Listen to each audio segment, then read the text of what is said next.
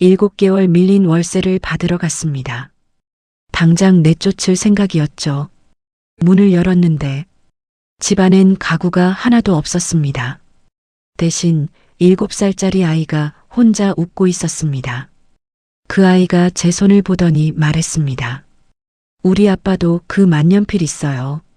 그건 세상에 단 2개뿐인 물건이었습니다. 하나는 제 것, 그리고 하나는 10년 전 화재로 죽은 제 아들의 것이었습니다. 그래서 저는 그 아이의 아빠를 만나러 갔습니다. 그리고 그 병실에서 제 인생이 무너졌습니다. 잠깐 사연이 시작되기 전에 무료인 구독과 좋아요를 눌러주세요. 여러분이 계신 곳을 댓글로 남겨주시면 모든 행복을 보내드리겠습니다. 지금부터 사연이 시작됩니다. 저는 사람보다 숫자를 믿는 사람이었습니다. 이상하게 들릴 수도 있겠지만 저는 그게 틀렸다고 생각해 본 적이 없습니다. 숫자는 거짓말을 하지 않습니다. 사람은 합니다. 숫자는 감정이 없습니다. 그래서 공평합니다. 저는 그 공평함을 믿으며 살았습니다. 26에 빈손으로 서울에 올라왔습니다. 고향도 없고 연줄도 없고 믿어줄 사람도 없었습니다. 가진 건 머리 하나뿐이었습니다. 그 머리로 밤을 새웠고 그 밤들이 쌓여 작은 건물 하나가 됐습니다. 그 건물이 2이 되고 3이 됐습니다. 어느 순간 저는 서울 외곽에 건물 12채를 가진 사람이 되어 있었습니다. 사람들은 저를 회장님이라고 불렀습니다. 저는 그 호칭이 딱히 기분 좋지도 나쁘지도 않았습니다. 그냥 숫자가 만들어낸 결과였으니까요. 그날도 마찬가지였습니다. 관리 직원에게서 보고서를 받았을 때 저는 아침 커피를 마시던 중이었습니다. 서울 은평구에 있는 낡은 빌라 301호, 7개월 월세 미납, 세입자 연락 두절. 저는 보고서를 3번 읽었습니다. 첫 번째는 사실 확인, 2번째는 판단, 3번째는 결론. 결론은 간단했습니다. 내보낸다. 감정은 없었습니다. 미안함도 없었습니다. 7개월은 충분히 긴 시간입니다. 누군가에게 기회를 줬고 그 기회를 쓰지 못했다면 그건 제 문제가 아닙니다.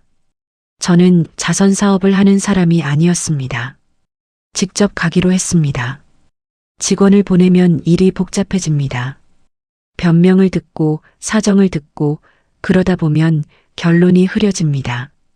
저는 흐린 결론을 싫어했습니다. 은평구로 가는 길 차 안에서 저는 서류를 다시 확인했습니다. 퇴거 통보 날짜, 명도 소송 절차, 위약금 조항 다 준비되어 있었습니다. 그날 안에 끝낼 수 있는 일이었습니다. 엘리베이터도 없는 4층짜리 빌라였습니다. 계단을 오르면서 저는 이미 다음 일정을 머릿속에서 정리하고 있었습니다.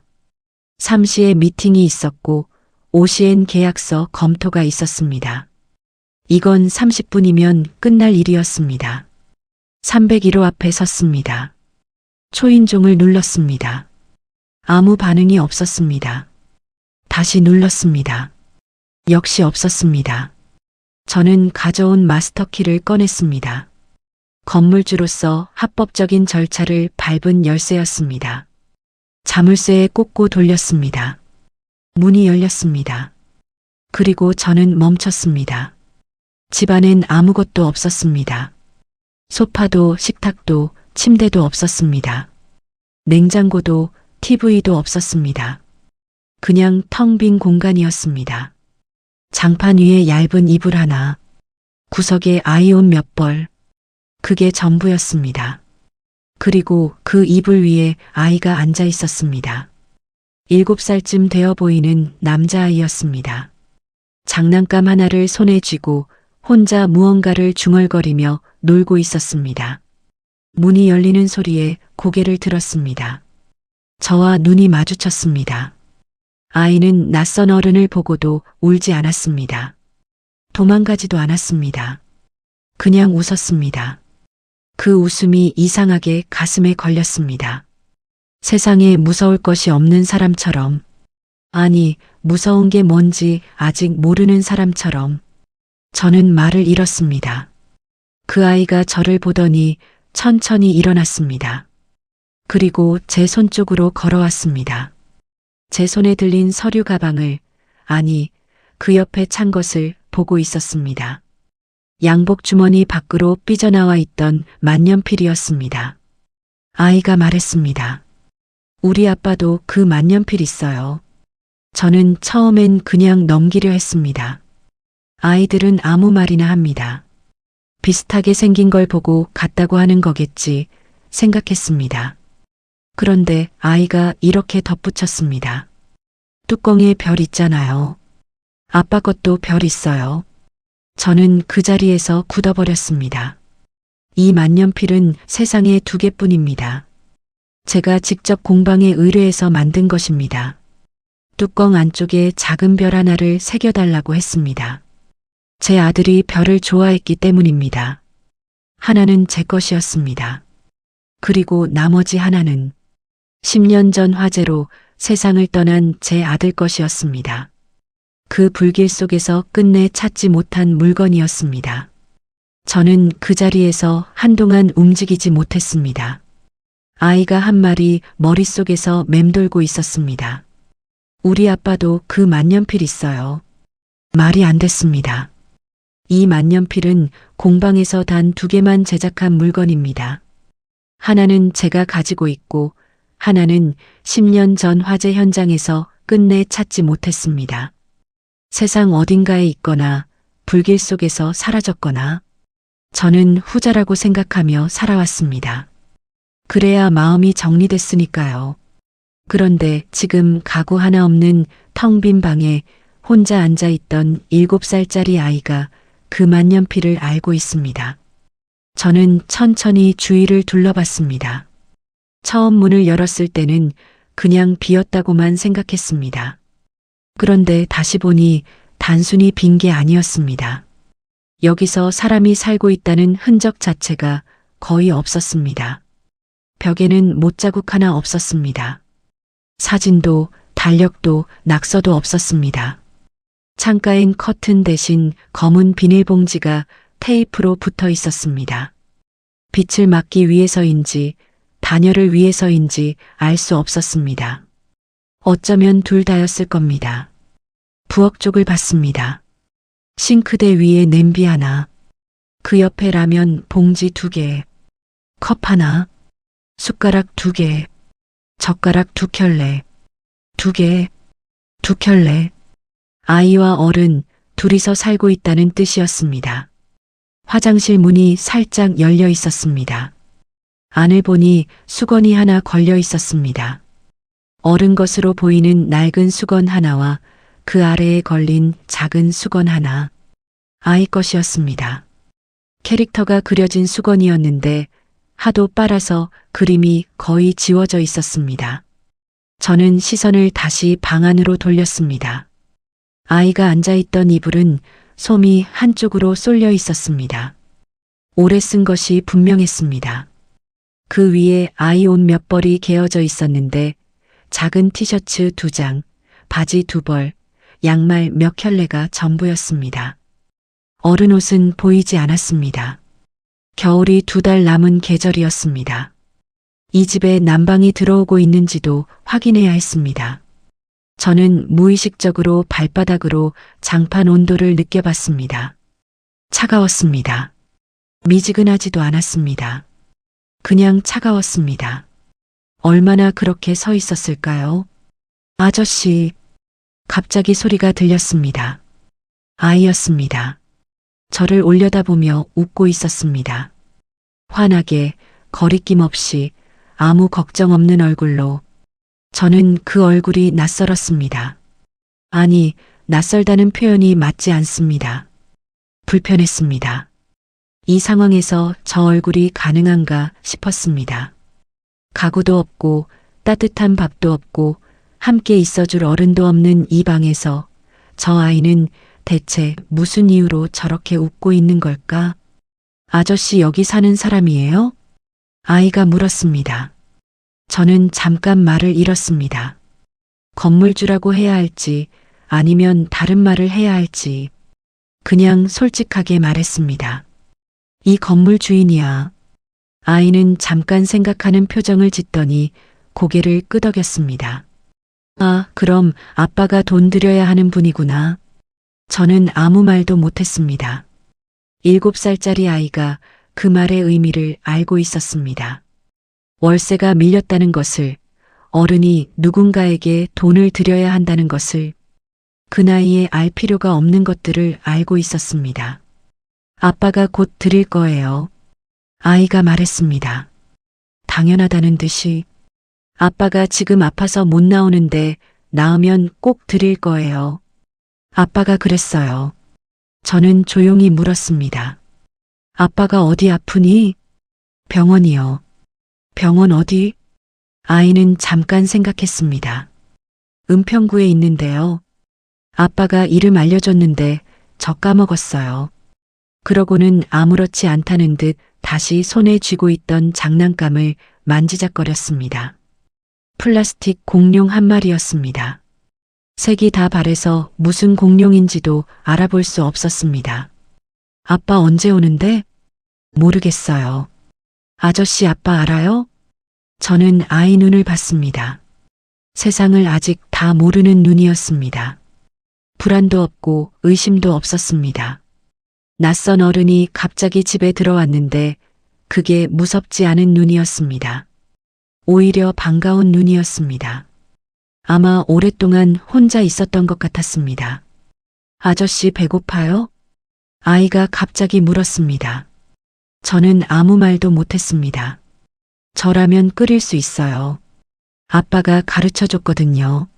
아이가 부엌 쪽으로 걸어갔습니다. 당당하게 싱크대 앞에 서더니 발꿈치를 들어 냄비를 꺼냈습니다. 닿지 않아서 2번 시도했습니다. 3번째에 겨우 잡혔습니다. 저는 그 뒷모습을 보면서 아무것도 할 수 없었습니다. 이 아이에게 퇴거 통보를 해야 했습니다. 제 손에는 그 서류가 들려 있었습니다. 법적으로도 문제없는 서류였고 7개월이라는 시간도 충분했습니다. 아이가 있다고 해서 절차가 달라지는 건 아닙니다. 감정이 개입되면 일이 복잡해집니다. 저는 그걸 알고 있었습니다. 그런데도 냄비를 양손으로 들고 싱크대에 물을 받으려는 아이를 보면서 저는 서류를 가방 안으로 집어넣었습니다. 제가 왜 그랬는지 그 순간엔 저도 몰랐습니다. 아저씨, 라면 하나예요? 2개예요? 아이가 돌아보며 물었습니다. 그 눈빛이, 그 웃음이 어딘가 낯이 익었습니다. 그게 누구를 닮았는지는 아직 생각하고 싶지 않았습니다. 라면 하나예요? 2개예요? 아이가 돌아보며 물었습니다. 저는 대답하지 못했습니다. 아이는 잠깐 기다렸다가 대답이 없자 스스로 결론을 내렸습니다. 2개 끓일게요. 아저씨 어른이니까 배고플 것 같아요. 그리고 다시 싱크대 쪽으로 돌아섰습니다. 냄비에 물을 받기 시작했습니다. 수도꼭지를 2손으로 잡고 힘껏 돌렸습니다. 물줄기가 3개 나와서 옷소매가 살짝 젖었지만 아이는 개의치 않았습니다. 저는 그 모습을 멍하니 보고 있었습니다. 머릿속에서 만년필 생각이 떠나지 않았습니다. 아이의 말이 계속 맴돌고 있었습니다. 우리 아빠도 이거 있어요. 뚜껑에 별 있잖아요. 아빠 것도 별 있어요. 우연일 수 있습니다. 비슷하게 생긴 만년필을 보고 착각하는 거일 수 있습니다. 아이는 7살입니다. 기억이 정확하지 않을 수 있습니다. 저는 그렇게 생각하려 했습니다. 냄비를 가스레인지에 올리는 아이를 보면서 저는 조용히 가방을 바닥에 내려놓고 양복 안주머니에 손을 넣었습니다. 만년필을 꺼냈습니다. 10년째 매일 가지고 다니는 물건이었습니다. 서명할 때 씁니다.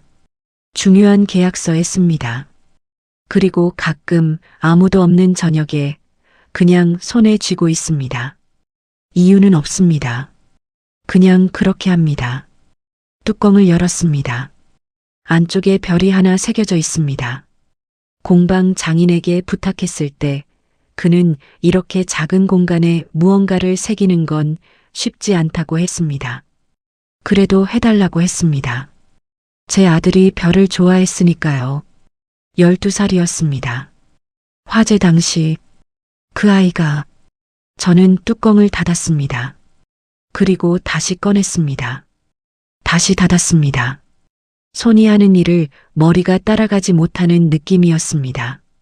아저씨, 아이가 불렀습니다. 저는 고개를 들었습니다. 아이가 저를 보고 있었습니다. 가스레인지 앞에 서서 물이 끓기를 기다리면서 이쪽을 바라보고 있었습니다. 그리고 아이의 시선이 제 손으로 내려왔습니다. 만년필이었습니다. 제가 손에 쥐고 있는 만년필. 아이 눈이 커졌습니다. 그리고 아이가 뛰어왔습니다. 가스레인지는 잊었습니다. 끓고 있는 냄비도 잊었습니다. 그냥 달려왔습니다. 작은 발이 장판을 빠르게 두드리며 우리 아빠도 이거 있어요. 아이가 소리쳤습니다. 저는 움직이지 않았습니다. 아이가 제 앞에 멈춰 섰습니다. 그리고 두 손을 내밀었습니다. 만년필을 보여달라는 뜻이었습니다. 저는 건네줬습니다. 아이가 만년필을 받아들었습니다. 양손으로 조심스럽게 그리고 뚜껑을 열기 시작했습니다. 저는 숨을 참았습니다. 뚜껑이 열렸습니다. 아이가 안쪽을 들여다봤습니다. 그리고 고개를 들어 저를 봤습니다. 웃고 있었습니다. 환하게 별이다. 아이가 말했습니다. 아빠 것도 별이에요. 똑같아요. 그 순간 저는 숨이 막혔습니다. 심장이 한 박자 늦게 뛰었습니다. 손이 저도 모르게 떨렸습니다. 바지 옆선을 움켜쥐었습니다. 손에 힘을 줘야만 했습니다. 그러지 않으면 주저앉을 것 같았습니다. 아빠가 이 별은 특별한 별이라고 했어요. 아이가 말을 이었습니다. 하늘에 있는 별 닮은 사람이 새겨준 별이라고요. 저는 그 말의 의미를 바로 이해하지 못했습니다. 처음엔 아이가 하는 말이니까 그냥 무슨 이야기를 지어낸 거겠지 생각했습니다. 그런데 그게 아니었습니다. 하늘에 있는 별, 하늘에 있는 별 닮은 사람. 저는 그 만년필을 제작하면서 공방 장인에게 한 가지를 부탁했습니다. 별 하나를 새겨달라고. 그리고 이렇게 말했습니다. 이건 하늘로 간 아이를 위한 겁니다. 장인이 그 말을 그대로 기억하고 있었다면, 그리고 그 말을 그대로 전했다면, 저는 고개를 들었습니다. 눈이 따가웠습니다. 이유를 모르겠었습니다. 아니, 알고 있었습니다. 다만 인정하고 싶지 않았습니다. 아빠한테 이 만년필 어디서 났냐고 물어봤어? 저는 최대한 평온한 목소리로 물었습니다. 아이가 고개를 끄덕였습니다. 아빠가 소중한 사람한테 받은 거라고 했어요. 소중한 사람. 네. 그리고 그 사람 많이 보고 싶다고 했어요. 저는 더 이상 아무것도 묻지 못했습니다. 가스레인지에서 물이 끓어 넘치는 소리가 났습니다. 아이가 화들짝 놀라서 뛰어갔습니다. 만년필을 조심스럽게 바닥에 내려놓고 손잡이도 없는 냄비를 두 손으로 잡고 불을 줄이려 했습니다. 저는 그걸 보면서도 움직이지 못했습니다. 그건 있을 수 없는 일이었습니다. 제 아들의 만년필은 화재 현장에서 사라졌습니다. 10년 전 서울 마포구 재개발 지역에서 일어난 불. 오래된 주택 밀집 지역이었습니다. 불길이 빠르게 번졌고 사상자가 났습니다. 제 아들도 그 안에 있었습니다. 만년필은 찾지 못했습니다. 아들도 만년필도. 아들은 실종 처리가 됐다가 2년 뒤 사망 처리됐습니다. 저는 그 서류에 도장을 찍던 날을 기억합니다. 손이 떨렸습니다. 그래도 찍었습니다. 찍어야 앞으로 나아갈 수 있다고 생각했습니다. 그렇게 10년이 지났습니다. 그런데 지금 이 텅 빈 방에서 7살짜리 아이가 그 만년필을 알고 있습니다. 아빠한테 받은 거라고, 소중한 사람한테서 온 거라고. 저는 천천히 바닥을 봤습니다. 아이가 내려놓은 만년필이 장판 위에 놓여 있었습니다. 빛이 거의 없는 방에서도 금속 부분이 희미하게 빛났습니다. 뚜껑이 열려 있었습니다. 안쪽 별이 보였습니다. 저는 그 별을 보면서 오랫동안 잊으려 했던 것들이 한꺼번에 올라오는 걸 느꼈습니다. 억누르던 것들이 어딘가에서 균열을 내고 새어나오는 것 같았습니다. 아이가 냄비에 라면을 넣으면서 말했습니다. 아저씨, 아빠 알아요? 저는 대답하지 못했습니다. 알 리가 없었습니다. 알아서는 안 됐습니다.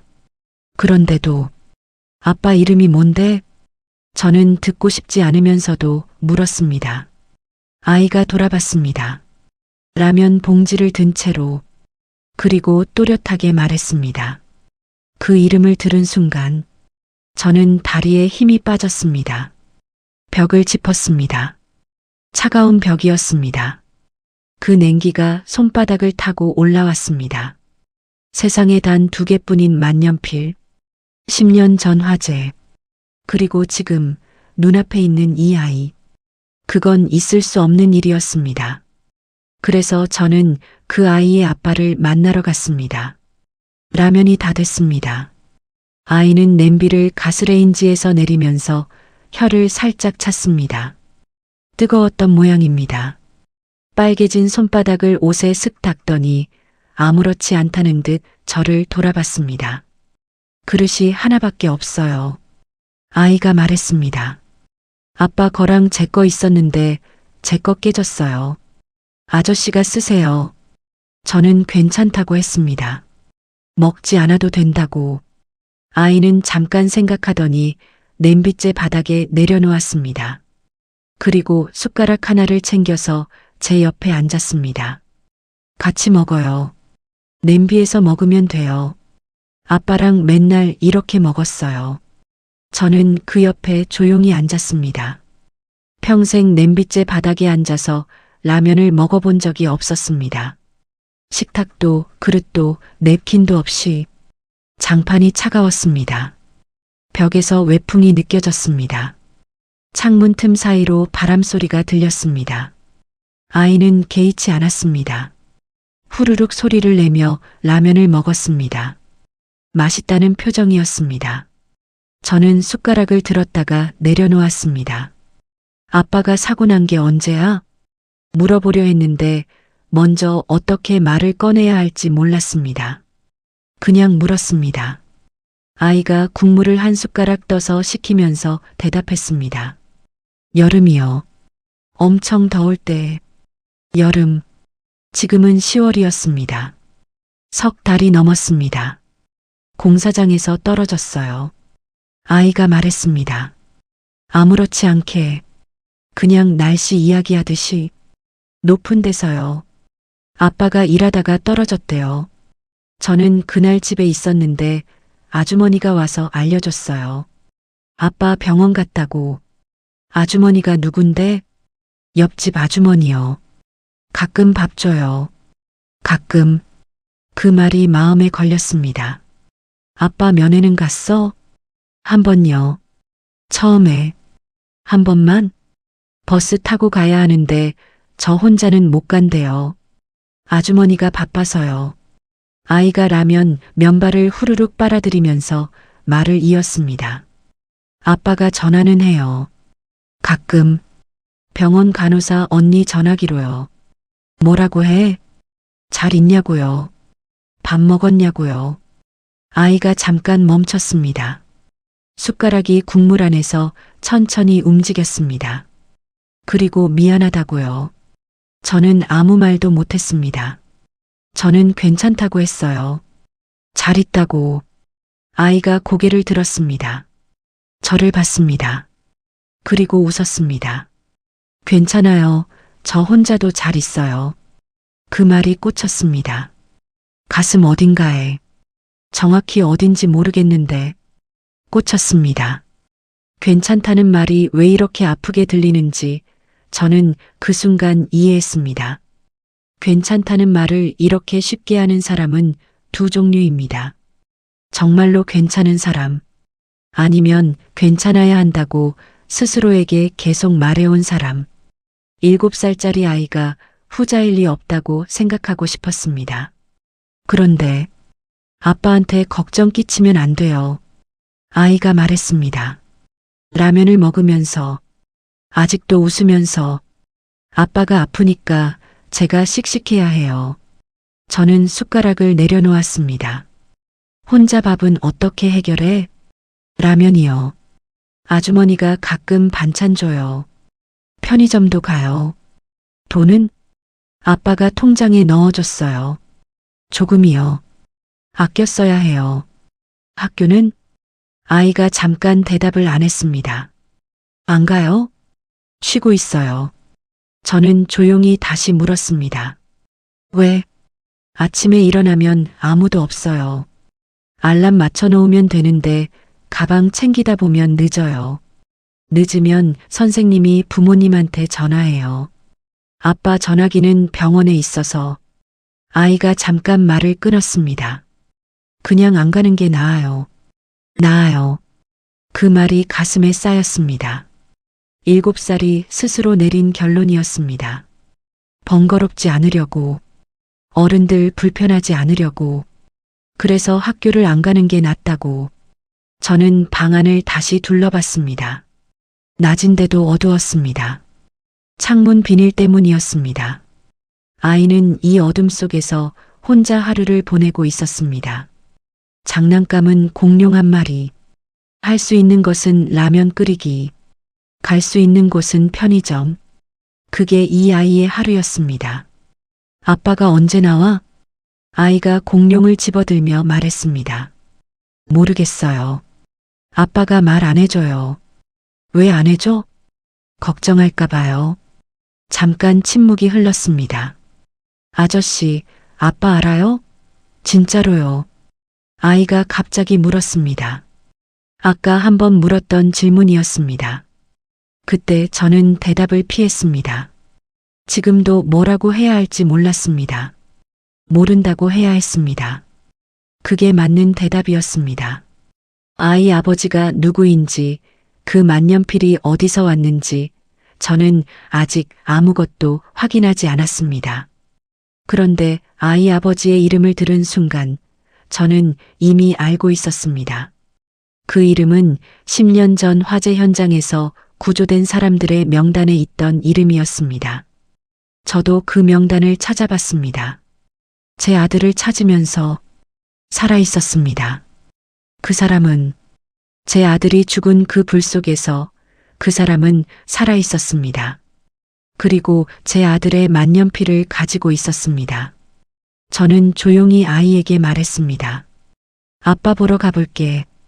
아이가 눈을 크게 떴습니다. 아저씨가요? 응. 아빠 아는 사람이에요? 저는 대답하지 않았습니다. 대신 일어섰습니다. 바닥에 내려놓았던 만년필을 집어들었습니다. 뚜껑을 닫았습니다. 아이가 따라 일어서면서 말했습니다. 저도 같이 가도 돼요? 오늘은 혼자 다녀올게. 아이가 잠깐 입술을 다물었습니다. 그리고 고개를 끄덕였습니다. 알겠어요. 저는 문 쪽으로 걸어갔습니다. 신발을 신으면서 뒤를 돌아봤습니다. 아이가 문 앞에 서 있었습니다. 공룡을 양손에 쥐고 배웅하는 자세였습니다. 아저씨, 응? 아빠한테 보고 싶다고 전해줘요. 저는 고개를 끄덕였습니다. 문을 닫았습니다. 계단을 내려가면서 저는 처음으로 눈물이 나올 것 같았습니다. 참았습니다. 아직은 때가 아니었습니다. 확인해야 할 것들이 있었습니다. 봐야 할 사람이 있었습니다. 그리고 그 병실에서 저는 준비되지 않은 진실과 마주했습니다.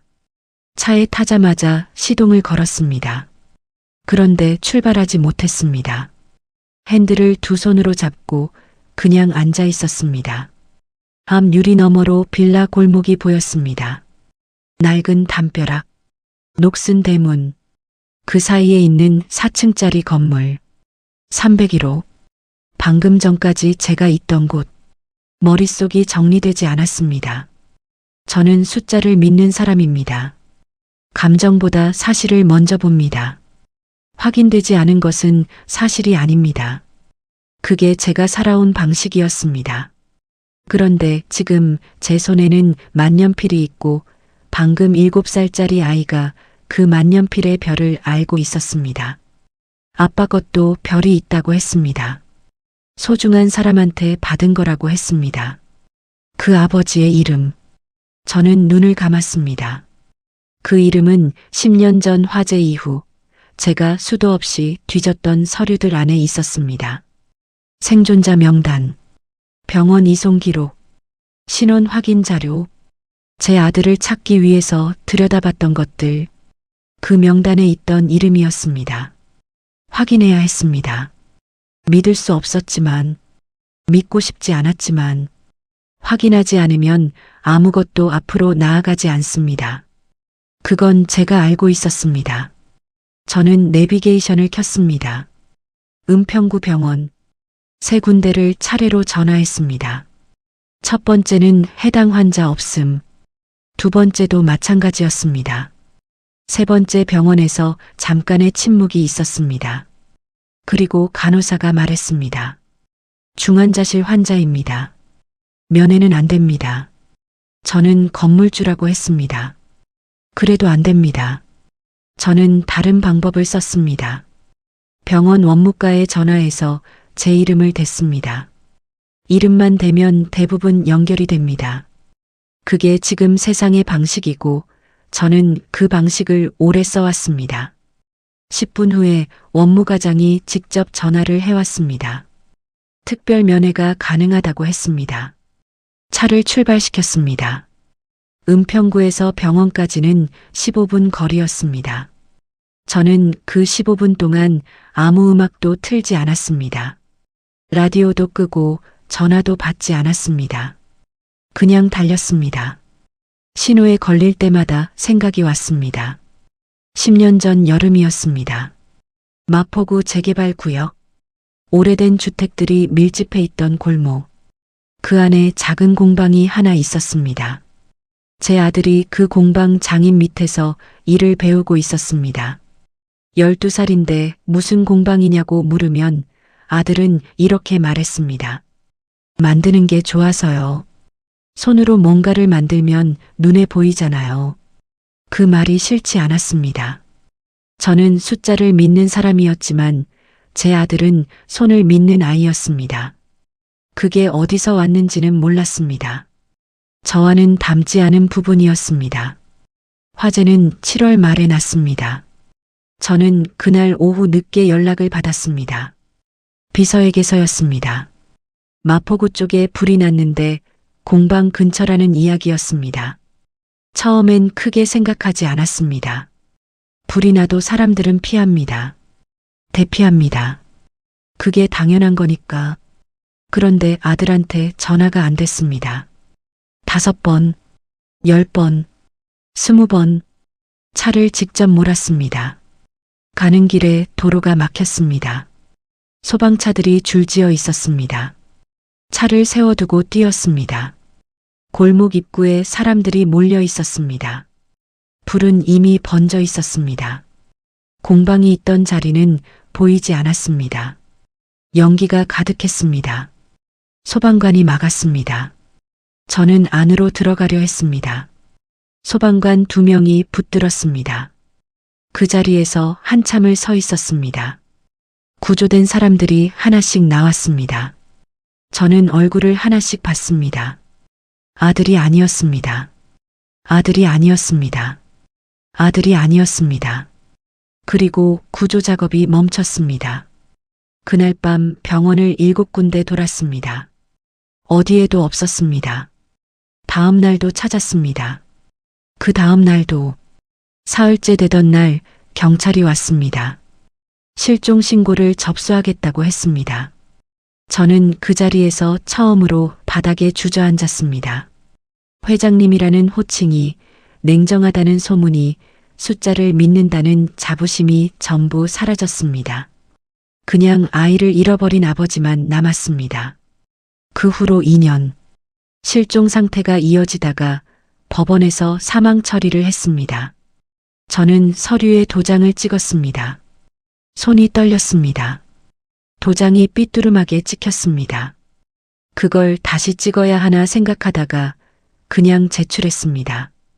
그게 마지막이었습니다. 그리고 만년필을 공방에 의뢰했습니다. 다른 공방이었습니다. 2개를 만들었습니다. 하나는 제 것, 하나는 아들 것.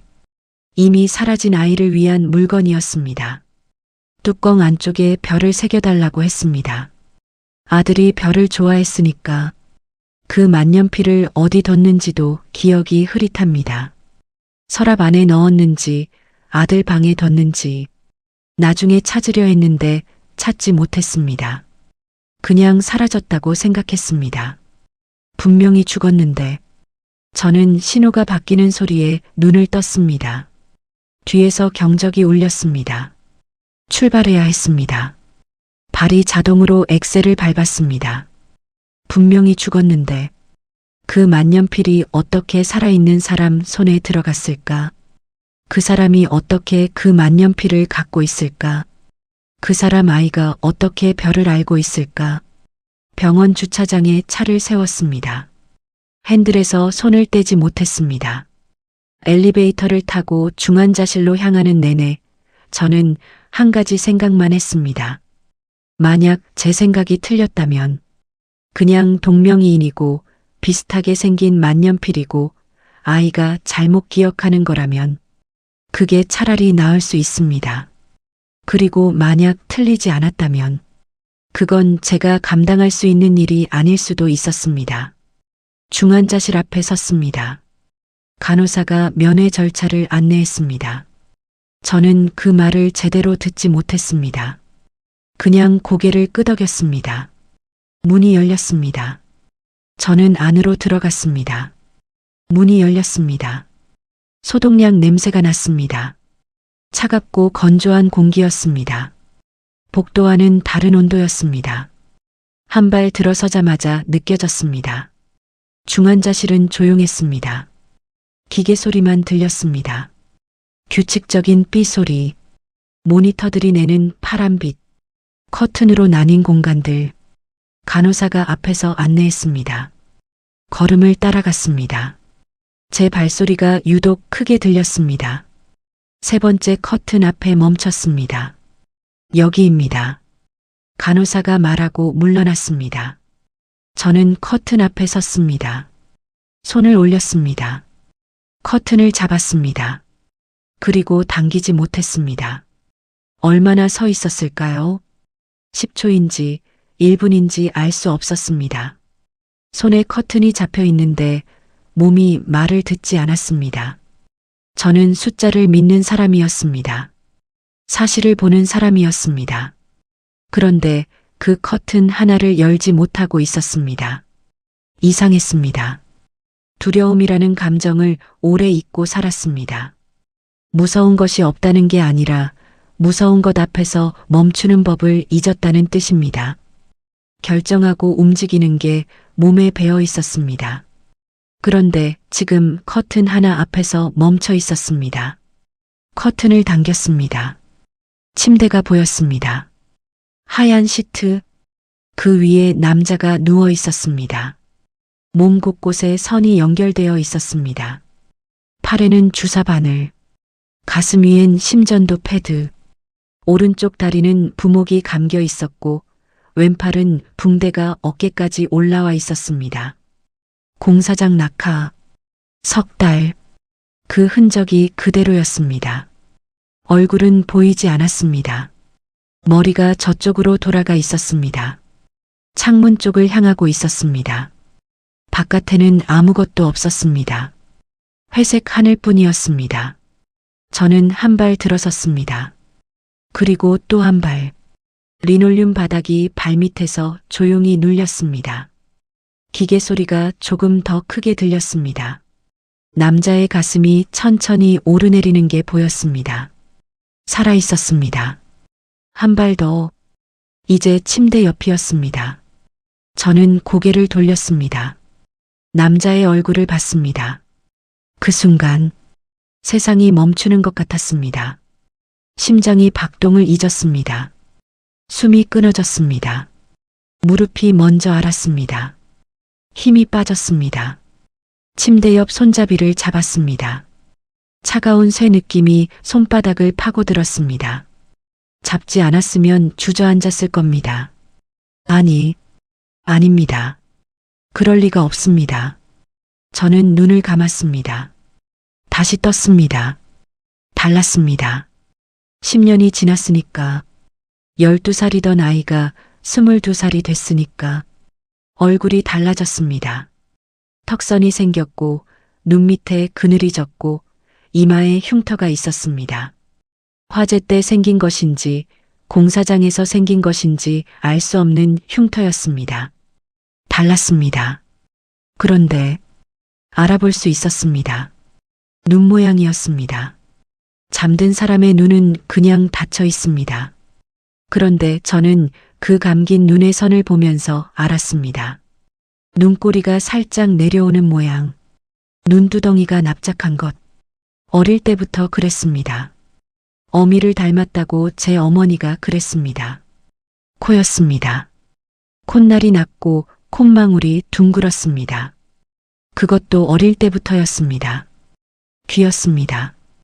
왼쪽 귓불 아래에 작은 점, 태어날 때부터 있던 점. 저는 그 점을 봤습니다. 오래 봤습니다. 손이 올라갔습니다. 제 손이 저도 모르게 뻗어 있었습니다. 남자의 귀 옆에, 그 점 가까이에, 닿으면 안 된다는 걸 알면서, 닿으면 모든 것이 현실이 된다는 걸 알면서 닿았습니다. 차가웠습니다. 그냥 피부였습니다. 그냥 사람이었습니다. 살아있는 사람의 체온이었습니다. 아들아, 소리가 났습니다. 제 입에서 나온 소리인지 몰랐습니다. 의도한 말이 아니었습니다. 그냥 나왔습니다. 목구멍 어딘가에 10년째 막혀있던 것이 그냥 새어나온 것 같았습니다. 남자가 움직이지 않았습니다. 당연했습니다. 의식이 없었습니다. 중환자실에 석 달째 있는 사람이었습니다. 말을 들을 수 없었습니다. 저는 침대 옆에 무너지듯 앉았습니다. 병원 의자가 있었는지도 몰랐습니다. 앉혔는지 내려앉은 건지 모르겠습니다. 그냥 바닥보다 조금 높은 어딘가에 앉아 있었습니다. 손이 떨렸습니다. 지금까지 손이 이렇게 떨린 적이 있었나? 생각해 봤습니다. 사망 서류에 도장 찍던 날, 그때도 떨렸습니다. 그런데 그건 슬픔이었습니다. 지금은 달랐습니다. 슬픔인지 기쁨인지 분노인지 아무것도 아닌지 이름이 없는 감정이었습니다. 죽은 줄 알았던 아들이었습니다. 10년이었습니다. 10년 동안 저는 아들이 죽었다고 생각했습니다. 서류에도 그렇게 적혀 있었습니다. 사망.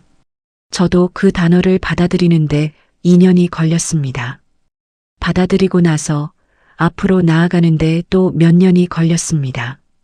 그런데 아들은 살아 있었습니다. 공사장에서 일하고 있었습니다. 아이를 키우고 있었습니다. 월세를 못 내고 있었습니다. 저는 그 사실들이 한꺼번에 밀려오는 것을 느꼈습니다. 정리가 되지 않았습니다. 어떤 감정을 먼저 꺼내야 하는지 몰랐습니다. 왜 연락하지 않았냐고 물어야 했습니다. 어떻게 살았냐고 물어야 했습니다.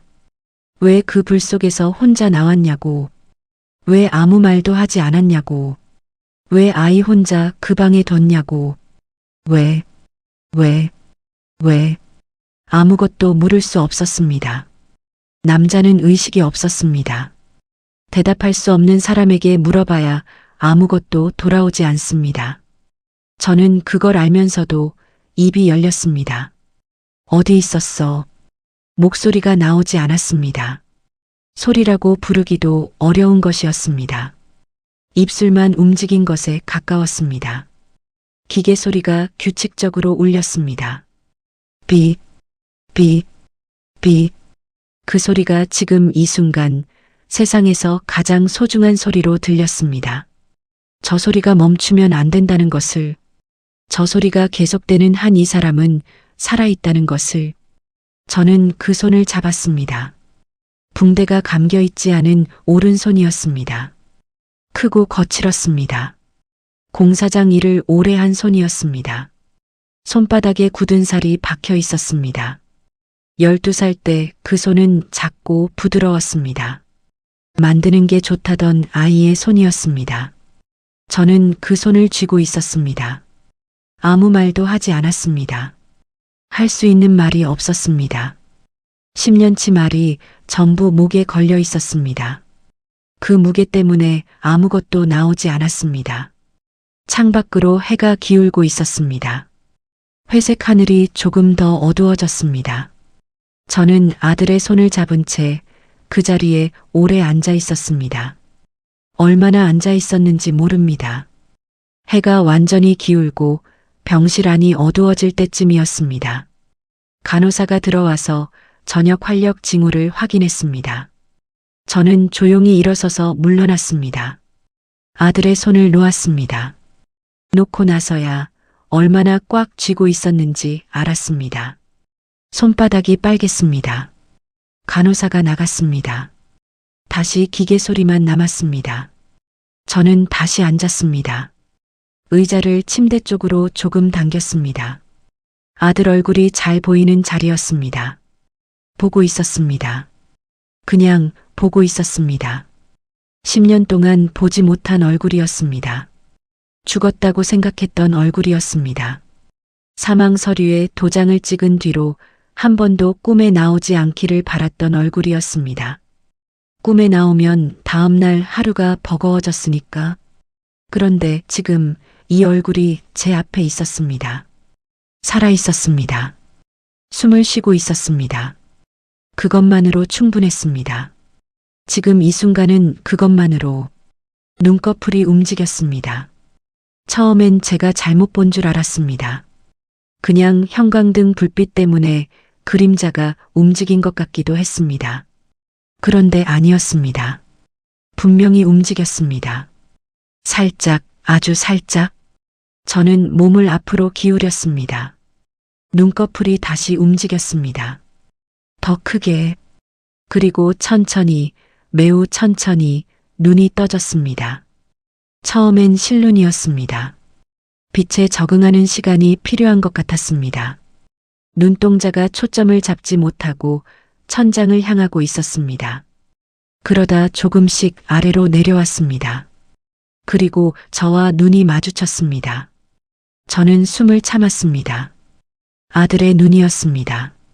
지금은 충혈되어 있었고 초점이 흐릿했지만 분명히 그 눈이었습니다. 눈꼬리가 살짝 내려오는 어릴 때부터 그랬던 그 눈. 아들이 입을 열었습니다. 소리가 바로 나오지 않았습니다. 목이 말랐는지 입술을 한번 핥았습니다. 그리고 아주 작게 쉰 목소리로 말했습니다. 누구? 저는 앞으로 더 다가갔습니다. 나야. 말이 나오지 않았습니다. 무슨 말을 해야 할지 몰랐습니다. 나야.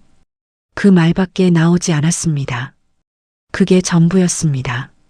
10년치 말이 전부 그 두 글자로 뭉쳐 있었습니다. 아들의 눈이 제 얼굴 위를 천천히 움직였습니다. 훑었습니다. 오래 봤습니다. 이마를 봤습니다.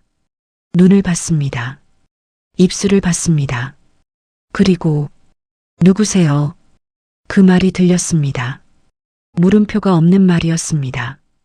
묻는 말이 아니었습니다. 그냥 모른다는 말이었습니다. 당신이 누군지 모르겠다는 말이었습니다. 저는 그 자리에서 굳었습니다. 나야. 다시 말했습니다. 조금 더 크게. 아들이 눈을 깜빡였습니다. 여전히 초점이 흐릿했습니다. 그리고 다시 한번 더 또렷하게 말했습니다. 처음 보는 분인데요. 처음 보는 분. 그 말이 가슴에 박혔습니다. 못이 박히는 것 같았습니다. 조용하고 무겁고 느리게 통증이 오는데 시간이 걸렸습니다. 그 말을 듣고 나서 한 박자가 지나서야 가슴 어딘가가 무너지는 게 느껴졌습니다. 나야. 저는 또 말했습니다. 이번엔 목소리가 떨렸습니다. 나야. 아버지야. 아들이 잠깐 눈을 감았습니다. 힘든 것 같았습니다. 말하는 것 자체가 에너지를 쓰는 일인 것 같았습니다. 그리고 다시 떴습니다. 아버지요? 응. 아버지가. 아들이 멈췄습니다. 오래 멈췄습니다. 눈동자가 다시 제 얼굴을 훑었습니다. 기억 어딘가를 더듬는 것 같은 눈빛이었습니다. 있는지 없는지 모를 서랍을 열어보는 것 같은 눈빛. 그리고 말했습니다. 죄송한데요. 응? 저 아버지가 없어요. 저는 아무 말도 못했습니다. 어릴 때부터 없었어요. 기억이 없어요. 그 말이 어떤 의미인지 저는 천천히 이해했습니다. 기억이 없다. 화재 이전의 기억이 없는 것인지 아니면 애초에 저를 아버지로 기억하는 시간 자체가 없는 것인지 12살. 그 나이에 저는 아들과 많은 시간을 보내지 못했습니다. 일이 바빴습니다. 늘 바빴습니다. 주말에도 회의가 있었습니다. 저녁에도 자리가 있었습니다. 아들이 공방에 다니기 시작한 건 그래서였는지도 몰랐습니다. 집에 아버지가 없으니까 저는 의자에서 일어섰습니다. 천천히. 그리고 침대 옆에 그대로 섰습니다. 앉을 수도 나갈 수도 없었습니다. 이름이. 아들이 말했습니다. 힘겹게. 이름이 뭐예요? 저는 말했습니다. 제 이름을 말했습니다. 아들이 그 이름을 듣고 잠깐 눈을 감았습니다. 생각하는 것 같았습니다. 어딘가에서 그 이름을 찾는 것 같았습니다. 모르겠어요. 저는 고개를 끄덕였습니다. 그래야 했습니다. 괜찮다고 해야 했습니다. 나중에 이야기하자고, 쉬라고, 지금은 됐다고. 그런데 입이 열리지 않았습니다. 아들이 천천히 다시 눈을 감았습니다. 의식이 다시 멀어지는 것 같았습니다. 기계 소리가 규칙적으로 울렸습니다. 가슴이 오르내렸습니다. 저는 그 자리에 서 있었습니다.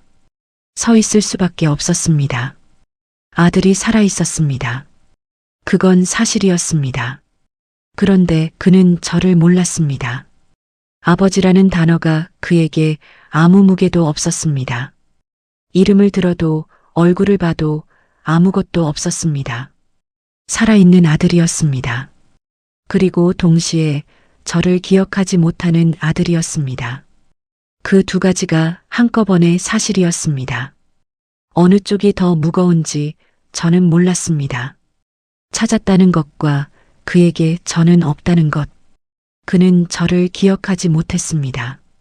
저는 병실 창가로 걸어갔습니다. 바깥은 완전히 어두워져 있었습니다. 제 얼굴이 유리에 희미하게 비쳤습니다. 낯선 얼굴이었습니다. 제 얼굴인데 낯설었습니다. 눈물이 났습니다.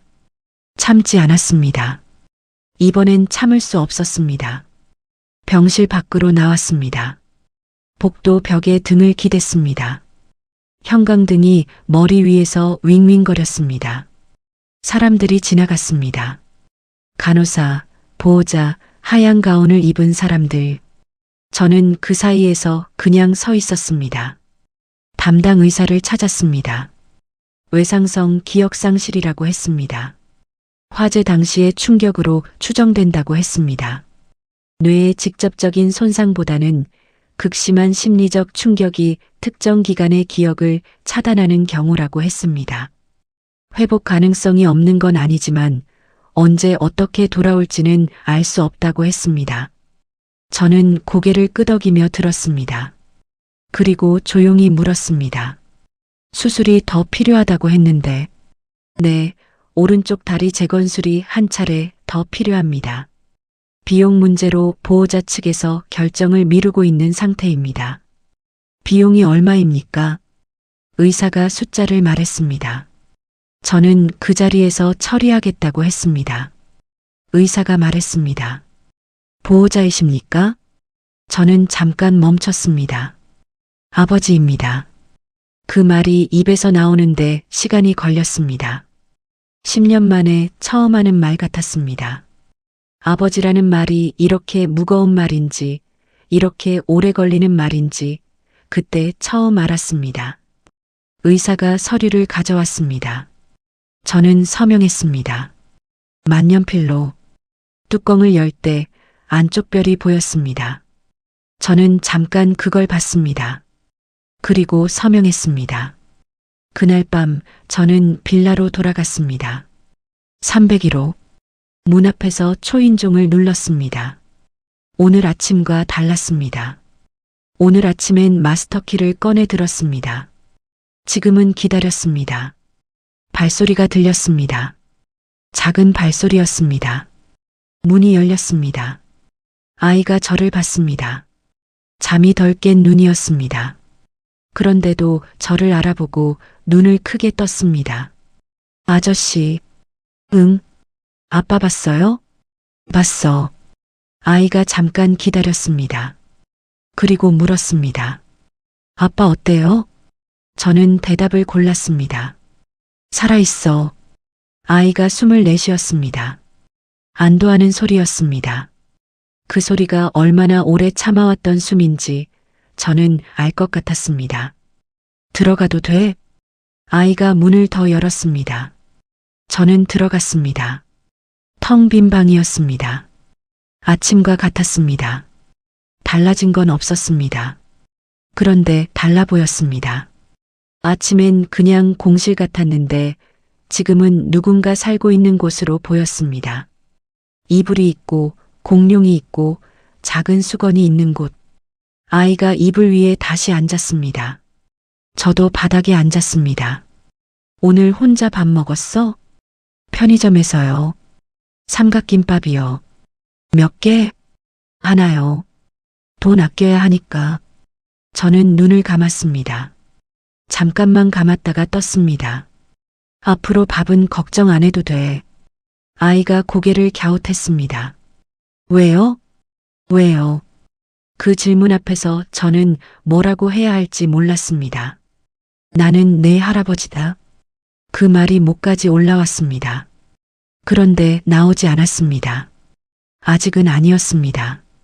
아들이 기억을 되찾기 전에 제가 먼저 이 아이에게 뭔가를 설명하면 안 됐습니다. 순서가 있는 일이었습니다. 그냥 내가 챙겨줄게. 아이가 저를 봤습니다. 의심하는 눈은 아니었습니다. 그냥 이해하려는 눈이었습니다. 아저씨, 아빠 친구예요? 저는 대답하지 않았습니다. 아빠 친구면 좋겠다. 아빠 친구 한 명도 없어서요. 그 말에 가슴이 다시 무너졌습니다. 아들은 10년을 혼자 살았습니다. 기억을 잃은 채로 이름도 과거도 가족도 없이 공사장에서 일하고 아이를 키우고 월세를 내려 했고 아파서 쓰러졌습니다.